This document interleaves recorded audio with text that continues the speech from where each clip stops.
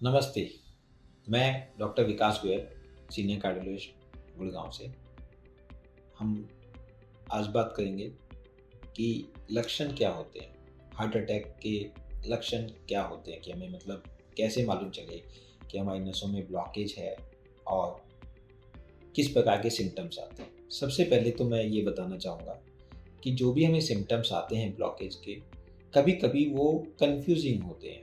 No one can say कि हाँ जी ये हार्ट अटैक ही है, बट हाँ 90% तक हम श्योर होते हैं कि ये हार्ट अटैक है।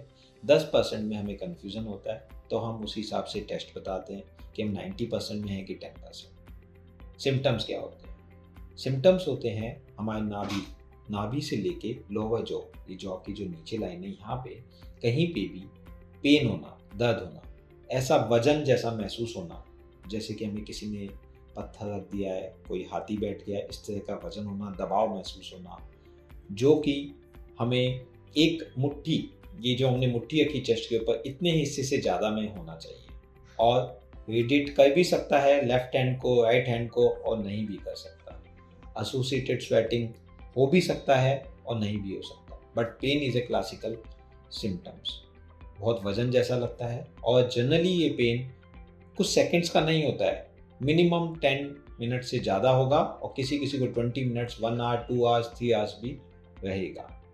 जब भी हमें पेन हो और ये रेस्ट में जब हम बैठे हुए हैं तब होता है, तो ये हमें हार्ट अटैक को इंडिकेट करता है। लेकिन कभी कभी हमें ऐसा ही पेन होता है जब हम चलते हैं, जब हम वॉक करते हैं, जब हम सीढ़ियाँ चढ़ते हैं, तो हमारी ब्लॉकेज तो है, हार्ट अटैक नहीं बोलते हम उसको स्टेबल एंजाइना बोलते हैं।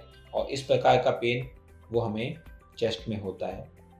रेस्ट करने पे आराम मिलना और चलने पे पेन होना, ये क्लासिकल फीचर्स है हार्ट का, हार्ट में ब्लॉकेजेस का। तो हमें अगर इस प्रकार के सिम्टम्स हों तो हमें डॉक्टर से कंसल्ट करना चाहिए। किस प्रकार के सिम्टम्स जनरली हार्ट से रिलेटेड नहीं होते?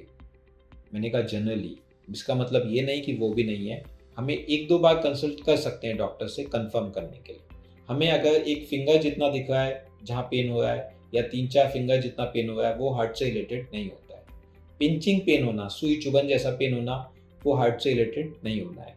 मूवमेंट में, हाथ का मूवमेंट किया और कंधे में पेन है, वो हार्ट से रिलेटेड नहीं होता है। ऐसी कौन सी सिचुएशन है जब हमें पेन के अलावा सिम्टम्स आए और हमें हार्ट की परेशानी हो सकती? डायबिटिक पेशेंट्स में हमें पेन नहीं होता कभी कभी because of the neuropathy issue, नसों की प्रॉब्लम होने की वजह से। उसमें हमें पसीना आ सकता है, घबराहट हो सकती है, बेचैनी हो सकती है, अनइजीनेस हो सकती है। किसी किसी को ओल्ड एज में एक्सेसिव हिकअप्स, बर्पिंग, ये सब सिम्टम्स, गैस्ट्रिक सिम्टम्स, जलन जैसा होना, ये सब भी एटिपिकल एंजाइनल सिम्टम्स होते हैं। इसको हम एंजाइनल इक्विवेलेंट्स बोलते हैं। उस तरह के सिम्टम्स हो सकते हैं। चलने में सांस फूलना, सीढ़ियाँ चढ़ने में सांस फूलना, ये भी हार्ट की ब्लॉकेज को इंडिकेट कर सकता है।